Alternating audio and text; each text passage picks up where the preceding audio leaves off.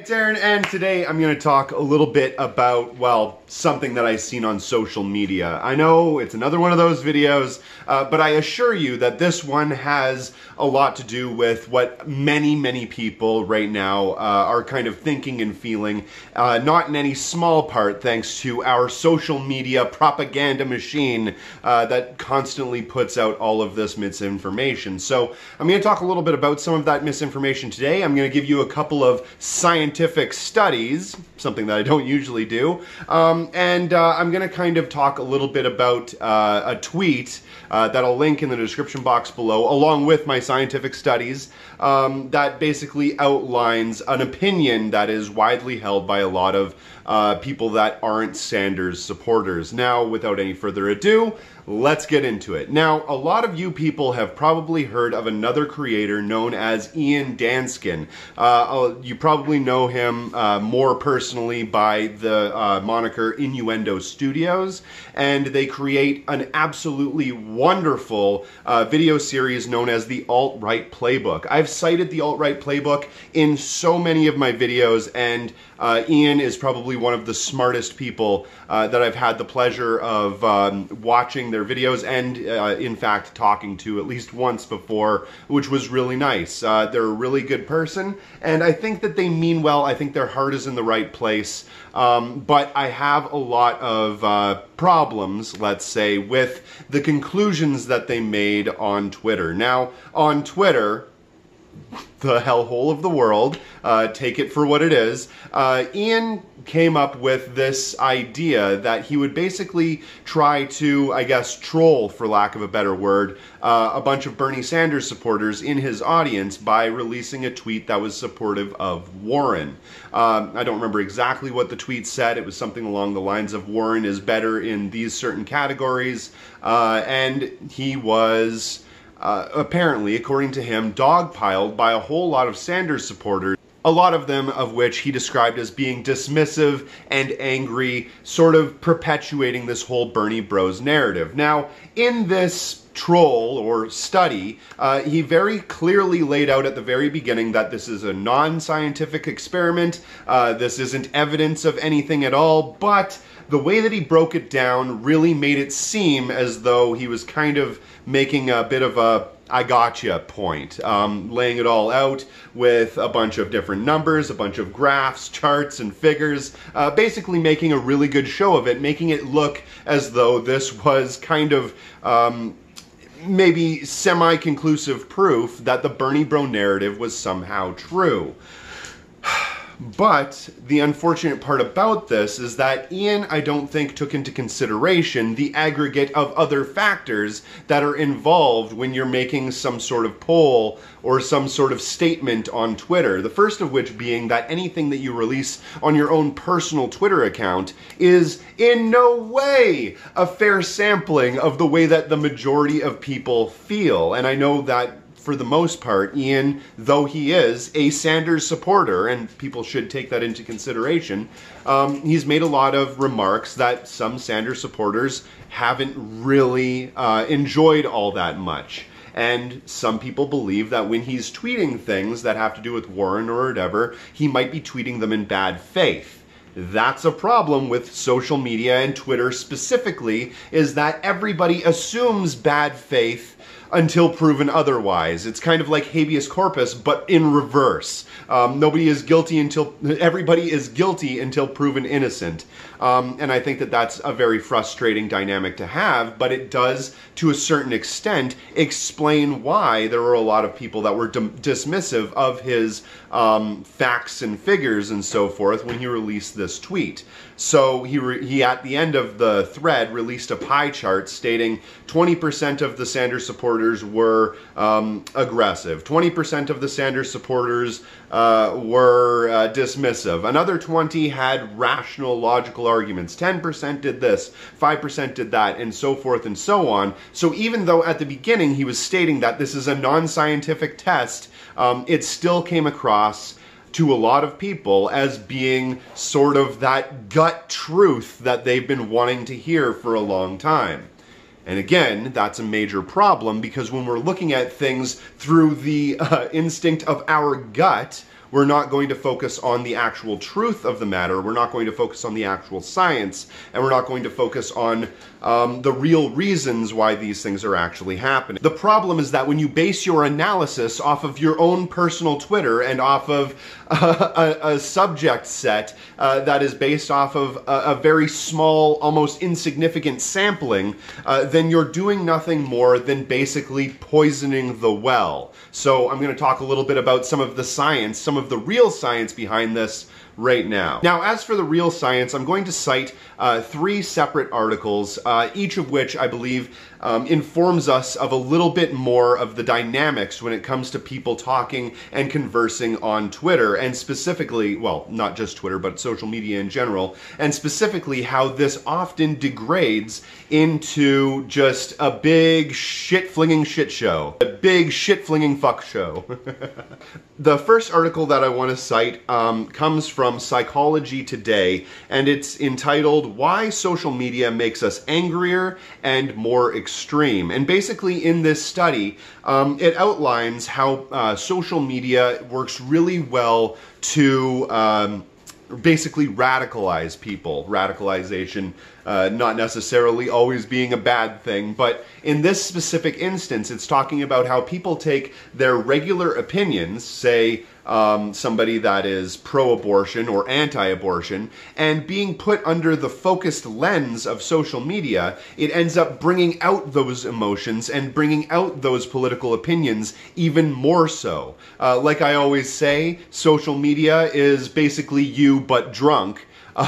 It's the exact same thing here. Social media is you, but unfiltered, more extreme, more you without any of the things that stop you from being just completely based, just 100% you. And that's basically what this study is talking about, how people become more radicalized when they are involving themselves in these social media spheres. And there is a very good reason for that. And in fact, there's actually 3 reasons that they cite for that. The first of which is the obvious one. We don't have a face-to-face connection with people anymore. We are always focusing on each other through this box, this little fucking screen. We never are actually able to talk to one another in a real way without having that sort of screen blocking us from having a real human connection, like I'm having a real human-to-animal connection with my friend Pablo here, who's probably very confused as to why I'm talking to a little tiny box set up on a tripod on my coffee table, kind of explaining in real time how all of this is so disassociated from actual humanity and actual real life. The second part about that is this whole mob mentality that we all get when we are focusing on different groups and so forth when it comes to social media. Whenever we are in a group of individuals on social media, it's so much easier for us to fall into that mob mentality, for us to just fall deeper and more radicalized into these viewpoints. He's still here. Pablo is still here. He's just down a little bit lower. Here, I'm going to lower my camera so you can see him a little bit better.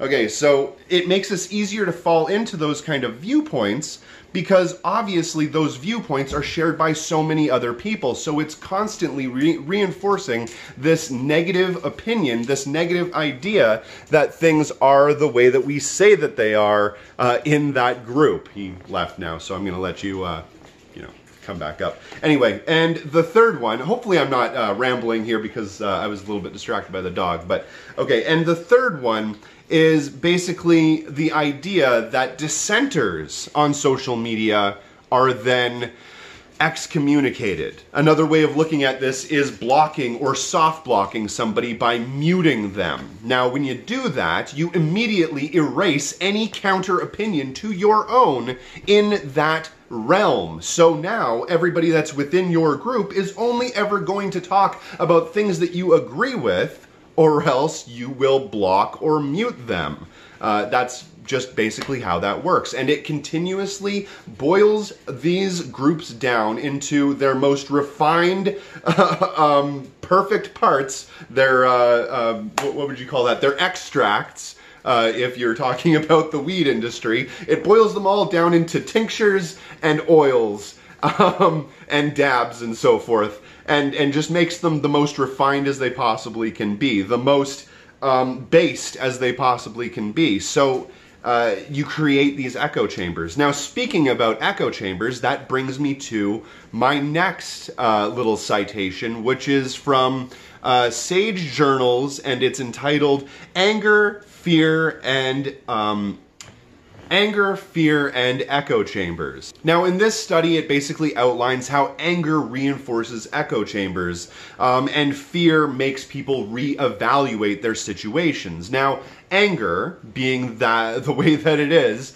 it ends up making us seek out other opinions that we can either attack or get viscerally angry about or destroy or so forth and so on, right? And it ends up creating that whole situation that I was talking about a moment ago, where you're getting angry at people, then you're silencing dissenters, and you're continuously boiling yourself down into this echo chamber system, like I was literally just talking about. Whereas alternatively, if people aren't angry on social media, but unfortunately fearful, they'll be less likely to boil themselves down into that echo chamber, and they'll be more likely to actually seek out real opinions from other people, from other sources, and find real solutions to those problems.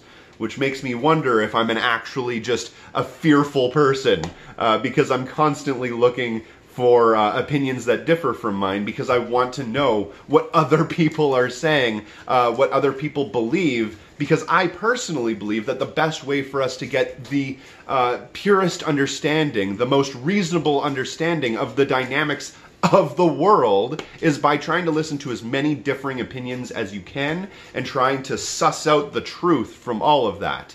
Basically test everything and hold on to the good. But the problem with social media is that it incentivizes and encourages anger within communities, because anger sells. Anger is what creates viral behavior, and more people are more likely to share different opinions and so forth if they are angry. And that is backed up again by my third study, which comes from researchers at Beihang University in China, where they basically talk about how friends and followers are more likely to share anything that happens to be negative, so angry sentiments, than they are to spread things that have to do with happiness and so forth. And in fact, those angry sentiments spread even farther, faster, outside of people's immediate friend groups than happiness or sadness or anything like that. And I will leave links in the description box below to every one of the studies that I just cited here.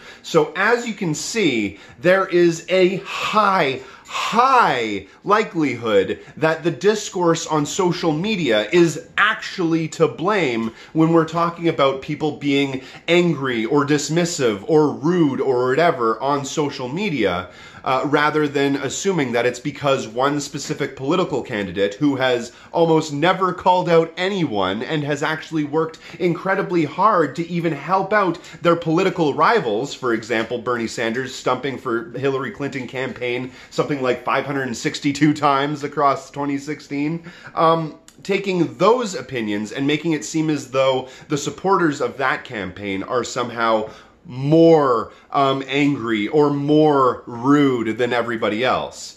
Unfortunately, until I'm able to see some real numbers, some real statistics, graphs, charts, or, studies that came from actual scientists, or, people that are actually releasing some sort of, polls or information, then it is all nothing more than just cherry-picked examples, hearsay, and speculation. It's like your opinion, man. At least that's the way I have to look at it. What we actually need to fix this is a better medium to be able to actually discuss important tactics rather than trying to just throw everything at the wall and see what the fuck sticks like we've been doing on social media. We need to get away from this whole echo chamber inducing medium and get towards something that can actually allow us to have rational discourse. At least that's the way I look at it. If you do get a chance, please check out my Patreon. Honestly, every dollar really does help fund this show, and thanks for watching.